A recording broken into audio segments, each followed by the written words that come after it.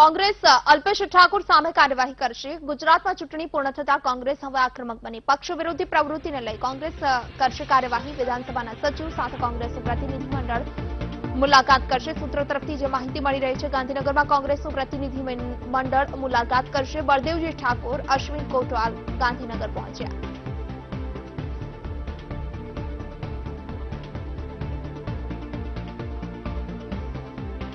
અલ્પેશ ઠાકોર સામે હવે કોંગ્રેસ કાર્યવાહી કરશે. ગુજરાતમાં ચૂંટણી પૂર્ણ થતા કોંગ્રેસ આક્રમક બની છે. પક્ષ વિરોધી પ્રવૃત્તિને લઈ કોંગ્રેસ કાર્યવાહી કરશે. વિધાનસભાના સચિવ સાથે કોંગ્રેસનું પ્રતિનિધિ મંડળ મુલાકાત કરશે. ગાંધીનગરમાં કોંગ્રેસનું પ્રતિનિધિ મંડળ મુલાકાત કરશે. બળદેવજી ઠાકોર અને અશ્વિન કોટવાલ ગાંધીનગર પહોંચ્યા હોવાના સમાચાર પ્રાપ્ત થઈ રહ્યા છે. માહિતી પ્રાપ્ત થઈ રહી છે. ગુજરાત કોંગ્રેસ હવે અલ્પેશ ઠાકોર સામે કાર્યવાહી કરશે. ગુજરાતમાં ચૂંટણી પૂર્ણ થતા કોંગ્રેસ આક્રમક બની છે. પક્ષ વિરોધી પ્રવૃત્તિને લઈ હવે કોંગ્રેસ કાર્યવાહી કરશે. વિધાનસભાના સચિવ સાથે કોંગ્રેસનું પ્રતિનિધિ મંડળ મુલાકાત કરશે. ગાંધીનગરમાં કોંગ્રેસનું પ્રતિનિધિ મંડળ મુલાકાત કરશે અને બળદેવજી ઠાકોર, અશ્વિન કોટવાલ ગાંધીનગર પહોંચ્યા છે. મહત્વનું છે, કોંગ્રેસમાંથી અલ્પેશ ઠાકોરે રાજીનામું આપ્યા બાદ અલ્પેશ ઠાકોરે ક્યાંક પક્ષ વિરોધી પ્રવૃત્તિ ચાલુ કરી હતી અને જેના કારણે હવે કોંગ્રેસ આક્રમક બની છે. પક્ષ વિરોધી પ્રવૃત્તિને લઈ કોંગ્રેસ કાર્યવાહી કરશે. વિધાનસભાના સચિવ સાથે કોંગ્રેસનું પ્રતિનિધિ મંડળ મુલાકાત કરશે. ગાંધીનગરમાં કોંગ્રેસનું પ્રતિનિધિ મંડળ મુલાકાત કરશે. બળદેવજી ઠાકોર અને અશ્વિન કોટવાલ હાલ ગાંધીનગર પહોંચ્યા હોવાના સમાચાર પ્રાપ્ત થઈ રહ્યા છે. ધારાસભ્ય પદેથી રદ કરવા માટે રજૂઆત કરી અલ્પેશ ઠાકોરે કોંગ્રેસમાંથી તમામ પદેથી રાજીનામું આપ્યું છે. બળદેવજી ઠાકોર અને અશ્વિન કોટવાલ અરજી કરી હોવાના સમાચાર મળી રહ્યા છે. ગુજરાતમાં ચૂંટણી પૂર્ણ થતા હવે કોંગ્રેસ આક્રમક બની છે. અલ્પેશનું ધારાસભ્ય પદ રદ કરવા માટે અરજી કરવામાં આવી છે. અલ્પેશે કોંગ્રેસ વિરુદ્ધ પ્રચાર કર્યો હતો. બળદેવજી ઠાકોરે નિવેદન આપ્યું છે, જેથી અલ્પેશ ઠાકોરનું ધારાસભ્ય પદ રદ કરવા માટે રજૂઆત કરે છે. વધુ વિગત સાથે સંવાદદાતા જયંતિ અમારી સાથે લાઈવ જોડાઈ ગયા છે. જયંતિ, જે રીતે ચૂંટણી પહેલા અલ્પેશ ઠાકોરે કોંગ્રેસમાંથી રાજીનામું આપ્યું ધારાસભ્ય પદ સિવાય, ત્યારે કોંગ્રેસ વિરુદ્ધ તેમણે પ્રચાર કર્યો હોવાના આક્ષેપ પણ કોંગ્રેસ દ્વારા કરવામાં આવ્યા અને હવે ક્યાંક કોંગ્રેસ આક્રમક મૂડમાં દેખાઈ રહી છે અને કોંગ્રેસે વિધાનસભા સચિવને અંગે લેખિતમાં અરજી આપી છે અને ક્યાંક હવે અલ્પેશનું ધારાસભ્ય પદ રદ કરવા માટેની પણ જે અરજીમાં ઉલ્લેખ કરવામાં આવ્યો હોવાની માહિતી છે. શું લાગી રહ્યું છે સમગ્ર મામલે?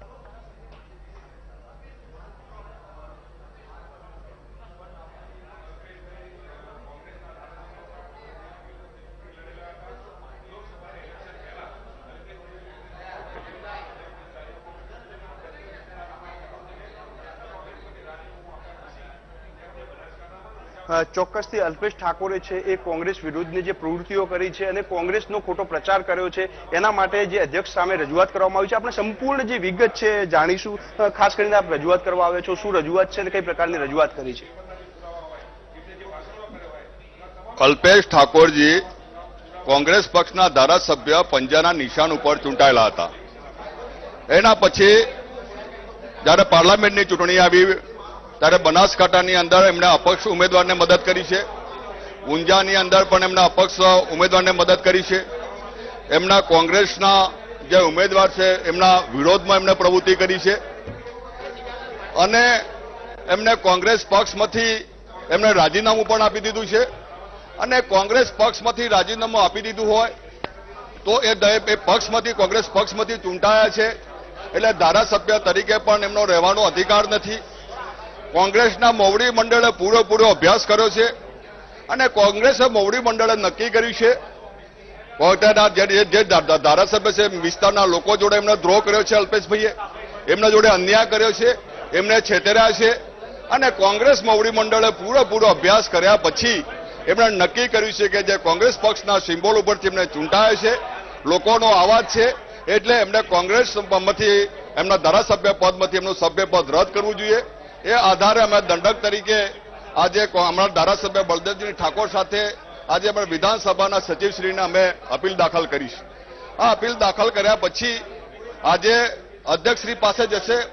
અધ્યક્ષશ્રી એનો પૂરેપૂરો અભ્યાસ કરશે અને આ રાજીનામાનું આ જે સભ્યપદ રદ કરવા માટેનો આ બાદ અધિકાર વિધાનસભાના અધ્યક્ષશ્રીનો હોય છે અને ટૂંક સમયની અંદર એમનો નિર્ણય એ પોતે જાહેર કરશે એ મને લાગે છે. ચોક્કસથી અલ્પેશ ઠાકોર સિવાય બીજા પણ ધારાસભ્યો સાથે હતા, એમણે પણ પક્ષ વિરોધી પ્રવૃત્તિ ક્યાંક ને ક્યાંક કર્યાનું સામે આવ્યું હતું, તો એમના વિરુદ્ધમાં કોઈ પગલાં કેમ નહીં? અન્ય બે ધારાસભ્યો શ્રી પણ ઠાકોર સેનામાંથી આવતા હતા અને એમને પણ કોંગ્રેસ સાથે એ પણ જોડાયેલા હતા, ઠાકોર સેના સાથે પણ જોડાયેલા હતા. પણ જ્યારે બે જે સભ્યો છે એમને કોંગ્રેસ પક્ષમાંથી રાજીનામું નથી આપ્યું અને કોંગ્રેસ પક્ષમાંથી રાજીનામું નથી આપ્યું એટલે એમની સામે કોઈ સસ્પેન્શનને એમના સભ્યપદ રદ કરવા માટેના પગલાં લેવા માટેનો એનો કોઈ નિર્ણય હજુ મોવડી મંડળે કોંગ્રેસ પક્ષે લીધો નથી. અને જ્યારે અમને અલ્પેશભાઈએ એમનો નિર્ણય લીધો છે, કોંગ્રેસ પક્ષના સભ્ય પદમાંથી રાજીનામું આપ્યું છે, ત્યારે કોંગ્રેસ પક્ષે આ નિર્ણય લેવો પડ્યો છે. પણ સૌથી મોટો સવાલ છે, ધવલસિંહ ઝાલાએ જ પ્રેસ કોન્ફરન્સ કરી હતી, ધવલસિંહ ઝાલા જ વારંવાર પક્ષ વિરોધી પ્રવૃત્તિ કરવાના સામે આવ્યા હતા, ધવલસિંહ ઝાલાએ પ્રચાર પણ નથી કર્યો કોંગ્રેસનો, તો એમના વિરુદ્ધમાં કેમ નહીં?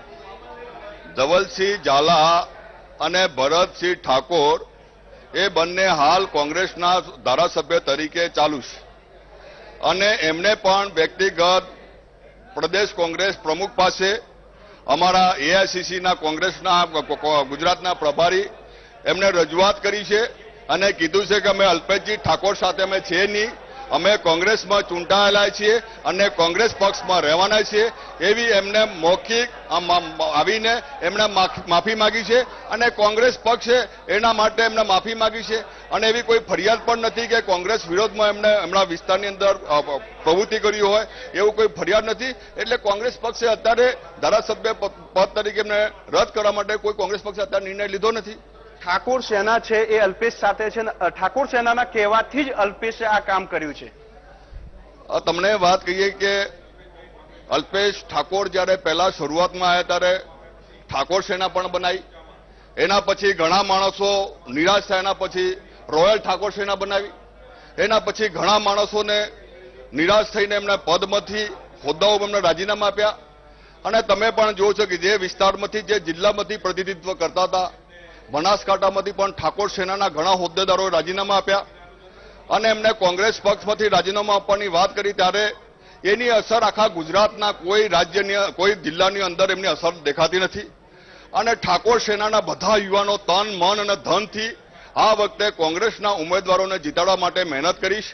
એમના જે હાથમાંથી અલ્પેશભાઈ ઠાકોરની જે બંધ મુઠ્ઠી ખુલી ગઈ, આ જે ઠાકોર સેના જે હતી એ થોડા પ્રમાણમાં રહ્યા છે. હવે કોઈ ઠાકોર સેનાના મોટા ભાગના જે આગેવાનો છે એ પણ ઠાકોર સેના અલ્પેશ ઠાકોરની સાથે નથી. છેલ્લો સવાલ, આ અલ્પેશે છે ચૂંટણી પહેલા જ્યારે કોંગ્રેસ સાથે છેડો ફાડ્યો તો કોંગ્રેસ રાહ કઈ બાબતની જોતી હતી કે ચૂંટણી બાદ આ પ્રવૃત્તિ કરવી પડી? આની અંદર અલ્પેશભાઈ ઠાકોરને કોંગ્રેસે ઘણું જ આપ્યું હતું. એમને એમના ધારાસભ્ય બનાવ્યા, એની અંદર કોંગ્રેસ પક્ષની જે વિધાનસભાની જે સમિતિઓ એની અંદર સમિતિઓ સારી સમિતિઓ પણ લીધા, એમણે બિહારના પ્રભારી પણ બનાવ્યા અને ઘણી પ્રવૃત્તિ કરી અને એને જ્યારે રાજીનામું આપ્યું, કોંગ્રેસ પક્ષમાંથી રાજીનામું આપ્યું ત્યારે કોંગ્રેસના હમણાં પ્રભારીશ્રી અને કોંગ્રેસમાં મોવડીએ બધા એમને સમજાવવા માટે પ્રયત્નો કર્યા પણ એ પોતાના વ્યક્તિગત સ્વાર્થની અંદર પોતે ઠાકોર સેનાનો પણ એમનો હિત નહીં જોયું અને આ હિત એમને પોતાનો વ્યક્તિગત હિત જોયું એવું લાગે છે. અમારા જે સમજાવવામાં એને ઘણા પ્રયત્નો સમજાવવામાં એ સમજ્યા નહીં અને નહીં સમજ્યા અને છેવટે જ્યારે એમણે પ્રવૃત્તિ જે કરવાની તે કરી એટલે અમારે કોંગ્રેસ પક્ષ આ નિર્ણય લેવો પડે છે. ચોક્કસથી તો જે રીતે જોયું એ રીતે બાકીના જે બે ધારાસભ્યો છે એમના વિશે કોઈ વિચારણા નથી કરી, પણ ચોક્કસથી અલ્પેશ ઠાકોરને ધારાસભ્ય પદ પરથી કઈ રીતે સસ્પેન્ડ કરવામાં આવે તેના માટેના તમામ તાજવીજ હાથ ધરી ચૂકી છે અને ગણતરીના દિવસોમાં કદાચ આના પર મોટો નિર્ણય પણ આવી શકે એમ છે. આભાર જયંતિ આપનો.